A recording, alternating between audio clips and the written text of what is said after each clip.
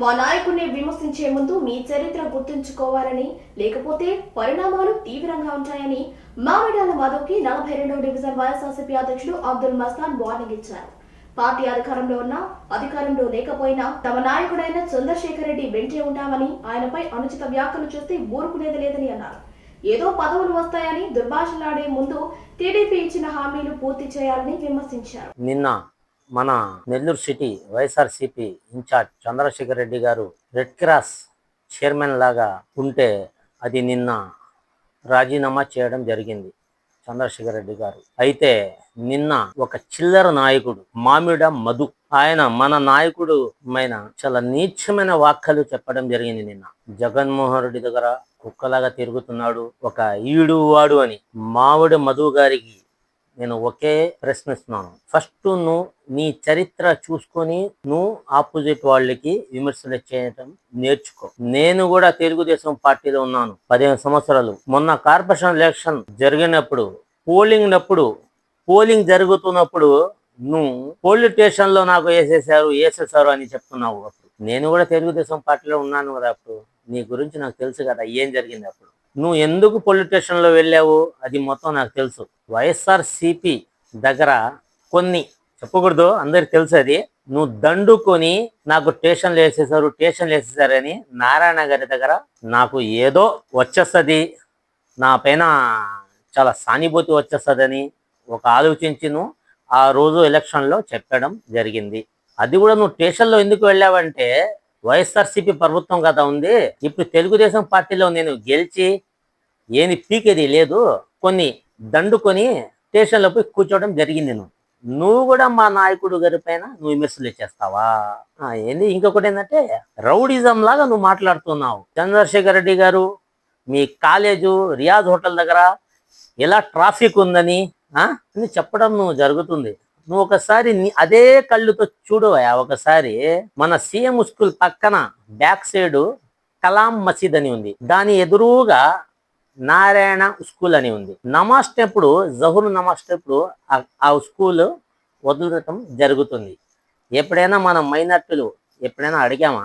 మేము నమాజ్కి పోయినప్పుడు చాలా ట్రాఫిక్ ఇబ్బంది అని అడగము. ఎందుకంటే అది ఏమో 5 నిమిషాలు 10 నిమిషాలు ఉంటుంది. అది ఇప్పుడు ఒక చదువుకోవడం అంటే ఇప్పుడు ఉన్న హయాంలో మాకు చదువు చాలా ముఖ్యం. ఎందుకంటే పిల్లకాయలు భవిష్యత్తు బాగా ఉండాలంటే చదువుకోవాలా. అది మేము మైనార్టీ ఆలోచిస్తాం. ఒక రౌడిజం లాగా నువ్వు చెప్తున్నావు, నీ కాలేజీ చేస్తాం అది చేస్తాం, అట్లాంటి మాట్లాడకూడదు. మధు గారు ఫస్ట్ మీది కూడా చూసుకోవాలి ఒకసారి. సాధ్యం ఇది. పిల్లకాయలు చదువుకుంటారు, ట్రాఫిక్ వస్తుంది, పోతుంటారు, అది మామూలే. అది దాని గురించి నువ్వు ఏదో చెప్తున్నావు. అది కూడా నువ్వు జగన్మోహన్ రెడ్డి దగ్గర చంద్రశేఖర్ రెడ్డి గారు కుక్కలాగా తిరుగుతాడు. నీ కుక్క బతుకు నువ్వు ఒకసారి చూసుకో. కోటమిట్ట సెంట్రల్లో మన తోడు నువ్వు తిరిగావు. ఎలా తిరిగావు? కోట్ర బాటల కోసం నువ్వు ఎదురు చూస్తున్న వ్యక్తి నువ్వు. మన దగ్గర కోట్ర మందు తీసుకొని తాగేసి రాత్రి 12 గంటలకి వెళ్ళిపోయే వ్యక్తి నువ్వు. ఇప్పుడు చూస్తే ఏదో ఇప్పుడు ఫైనాన్స్ వడ్డీల వ్యాపారం చేసుకుని ఒక 4 రూపాయలు సంపాదించుకొని ఆ మొత్తం మర్చిపోతే ఎట్టా? మర్చిపోకూడదు. గతం కూడా ఒకసారి గుర్తు చేసుకొని ఆలోచించుకోవాలా. మధు గారు, మన నాయకుడు పైన నువ్వు విమర్శలు చేస్తే మేము ఊరుకుంటామా? ఊరికదే పరిస్థితి ఉండదు.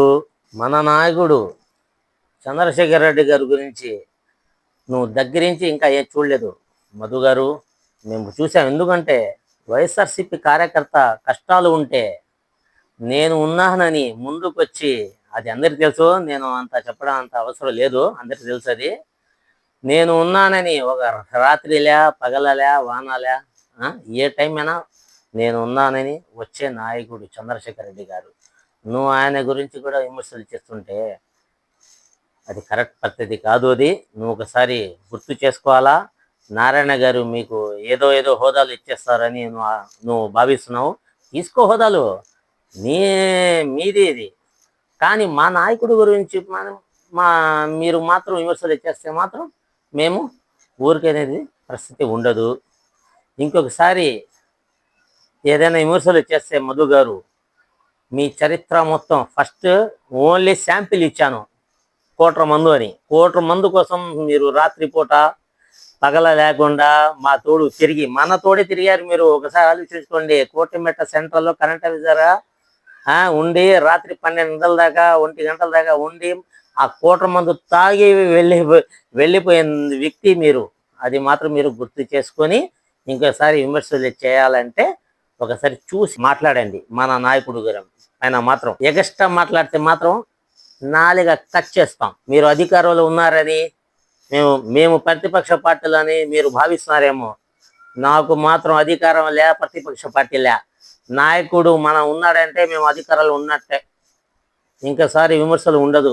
మధు గారు ఒకసారి గుర్తు పెట్టుకోవాలా. మధు గారు 2024లో మీరందరూ దొంగ హామీలు ఇచ్చారు కదా. ఆ దొంగ హామీల గురించి మీరు ఆ ప్రజలకి సమాధానం చెప్పండి మీరు ఫస్ట్.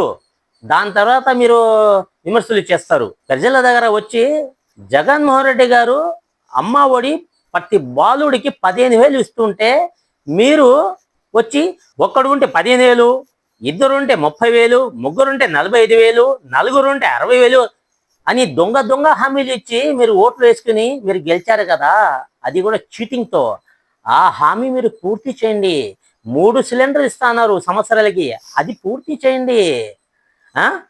18,700 జగన్మోహన్ రెడ్డి గారు ఇస్తుంటే అది విడగొట్టారు. దాని గురించి మీరు విమర్శలు చేయండి. ఆ ప్రజల కోసం మీరు పని చేయండి. అదే దాని గురించి మీరు పని చేయకుండా ఈయన ఏం చేశారు, ఇది ఏం చేశారు, అది కాదు. మధు గారు మీరు విమర్శలు చేయడానికి ఫస్ట్ ప్రజల కోసం అందుబాటులో ఉండాలా, అభివృద్ధి అని ఒకటి ముందు తీసుకువెళ్ళాలా. దాని గురించి మీరు ఏ పట్టించకుండా ఇది మీరు ఫస్ట్ ఆ దొంగ హామీలు ఆ చంద్రబాబు గారు ఇచ్చారు. సూపర్ 6 అని చెప్పారు. ఇప్పుడు చూస్తే ఆ సూపర్ 6 చూస్తే భయం వస్తుందని మీ నాయకుడు చెప్తున్నారు చంద్రబాబు గారు. సిగ్గు ఉండాలా మీకు. దాని గురించి మీరు అది విమర్శలు చేయండి మధు గారు.